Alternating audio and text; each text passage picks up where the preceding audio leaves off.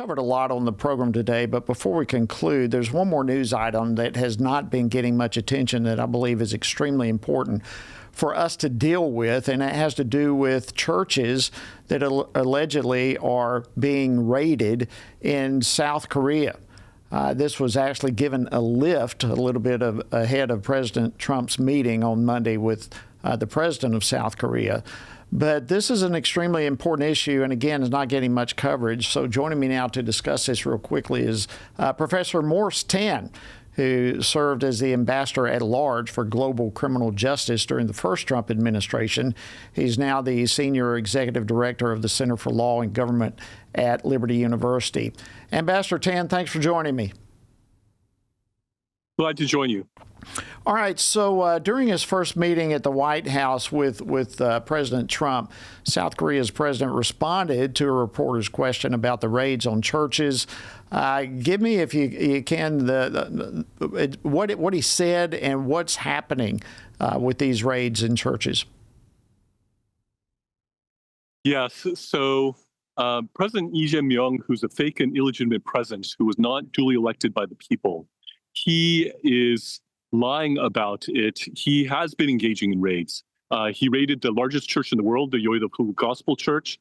He raided Billy Kim's church, who is Billy Graham's translator. He's called the Billy Graham of Korea. He has the largest Baptist church in the world. That church was raided as well. There was another church that was raided in Busan, which is the church of the person who is leading the Save Korea movement, a conservative Christian movement. It was Pastor John's church was also raided. There've been a whole series of churches who've been raided. He's the one who has set up this special prosecutor that is also involved in doing these sorts of raids. The Osan Air Base, America's largest Air Force base in Korea, was also raided. The Command and Control Center was raided, which has data about all the flights that are happening of all flying objects across the Korean peninsula. And so this fake illegitimate president, who is a liar, who is a criminal gangster, was trying to pull the wool over President Trump. Well, let me ask you this. Our time's slipping away. Let me ask you this. What is behind this? What is the motive? South Korea has always been great for decades now with religious liberty and so forth. What is the motive?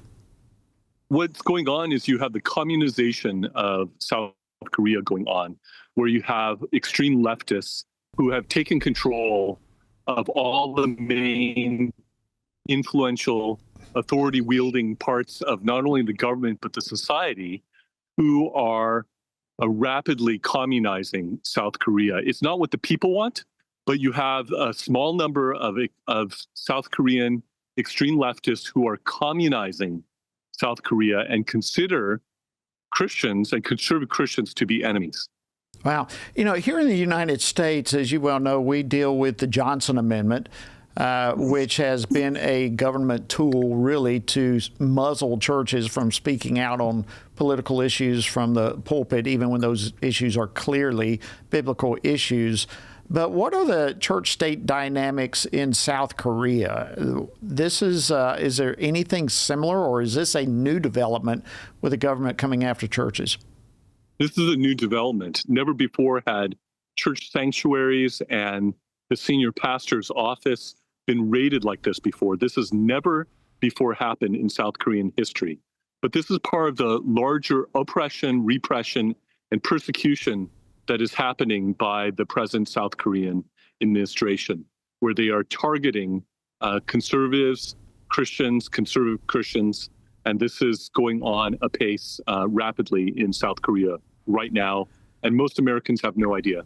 No, they certainly don't. And to be very honest with you, I was not aware of this was going on until really just this week, as some of the news started unfolding and we started having conversations here at Family Research Council.